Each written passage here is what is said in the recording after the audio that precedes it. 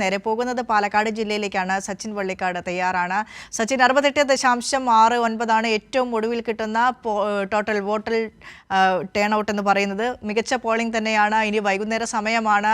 ഉച്ചയുടെ ഒരു വെയിലൊക്കെ ആറിക്കഴിഞ്ഞാൽ എല്ലാവരും ഈ അവസാന മണിക്കൂറുകളിൽ ചെന്ന് വോട്ട് ചെയ്യാമെന്ന് തീരുമാനിച്ചവരൊക്കെ പോളിംഗ് ബൂത്തിലേക്ക് എത്തുന്ന സമയം കൂടിയാണ്. അപ്പോൾ ഈ ഒരു ഇനി 1.5 മണിക്കൂറുകളുള്ളപ്പോൾ ഈ വോട്ടിംഗ് ടേൺ ഔട്ടൊക്കെ മാറി മറിയും. ഏത് രീതിയിലാണ് ഓരോ ബൂത്തിലെയും പോളിംഗ് കാഴ്ചകൾ?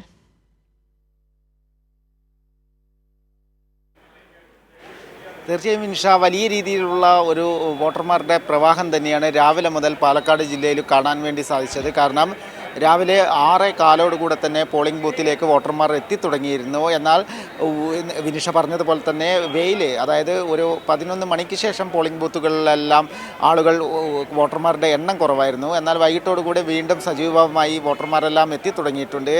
പാലക്കാട് ജില്ലയിലും മറ്റ് ജില്ലകളിലെ പോലെ തന്നെ 68% മുകളിലേക്ക് പോളിംഗ് ശതമാനം എത്തിയിരിക്കുകയാണ്. പാലക്കാട് നഗരസഭയാണ് ജില്ലയിലെ ഏറ്റവും കൂടുതൽ പോളിംഗ് ശതമാനം നിലവിൽ കുറവ് രേഖപ്പെടുത്തിയത്. 57% മാത്രം നിലവിൽ പാലക്കാട് നഗരസഭയിൽ പോളിംഗ് രേഖപ്പെടുത്തിയിരിക്കുന്നത്. ബാക്കിയെല്ലാം 6 നഗരസഭകൾ, ടോട്ടൽ 7 നഗരസഭകളാണ് പാലക്കാട് ജില്ലയിലുള്ളത്. ബാക്കിയുള്ള 6 നഗരസഭകളിലും 65ൻ്റെ മുകളിൽ പോളിംഗ് ശതമാനമുണ്ട്. ഏറ്റവും കൂടുതൽ പോളിംഗ് ശതമാനം നിലവിൽ രേഖപ്പെടുത്തിയ നഗരസഭ ചിറ്റൂർ തത്തമംഗലം നഗരസഭയാണ്. 74.1% പോളിംഗ് ആണ് ചിറ്റൂർ നഗരസഭയിൽ നിലവിൽ രേഖപ്പെടുത്തിയിട്ടുള്ളത്.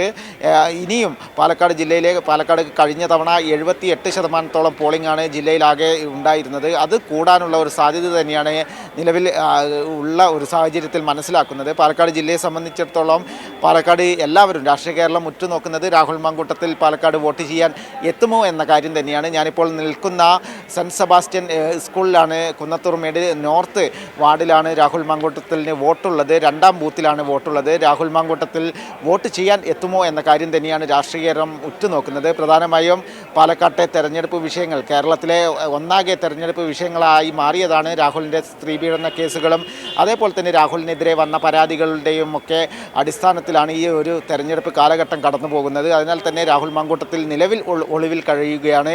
അല്പസമയത്തിനുള്ളിൽ പാലക്കാട് പോളിംഗ് ബൂത്തിൽ എത്തുമോ എന്ന കാര്യം തന്നെയാണ് നമ്മളും ഉറ്റുനോക്കുന്നത്. കാരണം രാവിലെ മുതൽ തന്നെ മാധ്യമപ്രവർത്തകരും അതേപോലെ തന്നെ പോലീസ് ഉദ്യോഗസ്ഥരെല്ലാം തന്നെ ഈ ബൂത്തിൽ നിൽക്കുകയാണ്.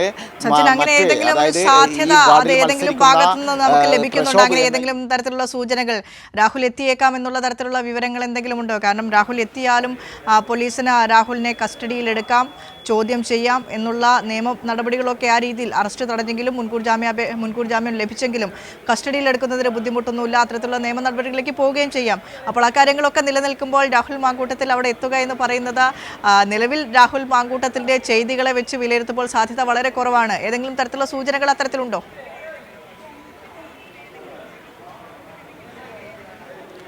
നിലവിൽ ലഭിച്ച സൂചനകളിൽ രാഹുലിൻ്റെ അഭിഭാഷകനുമായി രാഹുൽ ആശയവിനിമയം നടത്തിയിട്ടുണ്ട് എന്നൊരു വിവരം ലഭിക്കുന്നുണ്ട്.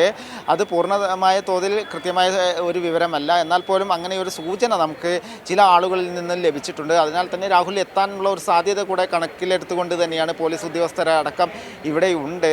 എന്നാൽ പോലും വിനിഷ പറഞ്ഞതുപോലെ തന്നെ രാഹുലിൻ്റെ ചെയ്തികളെല്ലാം പരിശോധിക്കുമ്പോൾ സ്വാഭാവികമായും രാഹുൽ എത്താതിരിക്കുന്നതാണ് UDFനെ സംബന്ധിച്ചിടത്തോളം നല്ലത്. കാരണം അല്ലെങ്കിൽ UDF സ്ഥാനാർത്ഥിക്ക് വോട്ട് ചെയ്യാൻ വേണ്ടി രാഹുൽ എത്തിയാൽ അതിന് കൃത്യമായ മറുപടി വരും ദിവസങ്ങളിൽ UDFൻ്റെയും കോൺഗ്രസിൻ്റെയും നേതാക്കൾ വ്യക്തമാക്കേണ്ടി വരും. കാരണം പാലക്കാട് ഇപ്പോൾ ഈ വാർഡിൽ, അതായത് രാഹുലിൻ്റെ വീടിരിക്കുന്ന വാർഡിൽ മത്സരിക്കുന്നത് ഷാഫി പറമ്പിലിനും രാഹുൽ മാങ്കൂട്ടത്തിനുമൊക്കെ ഏറ്റവും അടുത്തു നിൽക്കുന്ന യൂത്ത് കോൺഗ്രസിൻ്റെ നേതാവായ പ്രശോഭാണ്. അതിനാൽ തന്നെ രാഹുൽ മാങ്കൂട്ടത്തിൽ പറഞ്ഞത് തനിക്ക് വേണ്ടി അഹോരാത്രം പ്രയത്നിച്ചവരാണ് പാലക്കാട്ടെ UDFൻ്റെ നേതാക്കളും പ്രവർത്തകരുമെല്ലാം. അതിനാൽ തന്നെ അവരൊക്കെ മത്സരിക്കുമ്പോൾ ഞാൻ അവർക്കൊപ്പം നിൽക്കും, അവർക്ക് വേണ്ടിയാണ് പ്രചരണത്തിന് ഇറങ്ങുന്നത് എന്നൊക്കെ പറഞ്ഞുകൊണ്ടായിരുന്നു ഇവിടെ പരാതികളും ആരോപണങ്ങളെല്ലാം വന്ന സമയത്ത് രാഹുലിൻ്റെ ഒരു പ്രചരണം.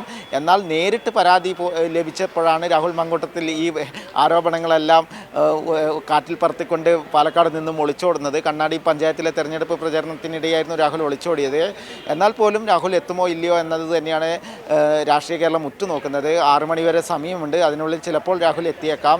വിനിഷ പറഞ്ഞതുപോലെ തന്നെ രാഹുൽ എത്തിയാൽ പോലീസിന് കസ്റ്റഡിയിൽ എടുത്ത് ചോദ്യം ചെയ്യാനുള്ള സാഹചര്യമൊക്കെ ഉണ്ട്. ഇനി എങ്ങനെയാണ് മുന്നോട്ട് പോവുക എന്ന കാര്യങ്ങളൊക്കെ ഉണ്ട്. രാഹുൽ എത്തുമോ ഇല്ലയോ എന്ന കാര്യം തന്നെയാണ് ഇപ്പോൾ എല്ലാ രാഷ്ട്രീയ കേരളം ഉറ്റുനോക്കുന്നത്. വിൻഷ, ശരി, ഏതായാലും ഇനിയുമുണ്ട് ഏകദേശം 1 മണിക്കൂർ 30 മിനിറ്റ് പോളിംഗ് സമയം അവസാനിക്കാൻ. രാഹുൽ എത്തുമോ എന്നുള്ള കാര്യത്തിൽ അപ്പോഴേക്കും ഒരു തീരുമാനമുണ്ടാകും.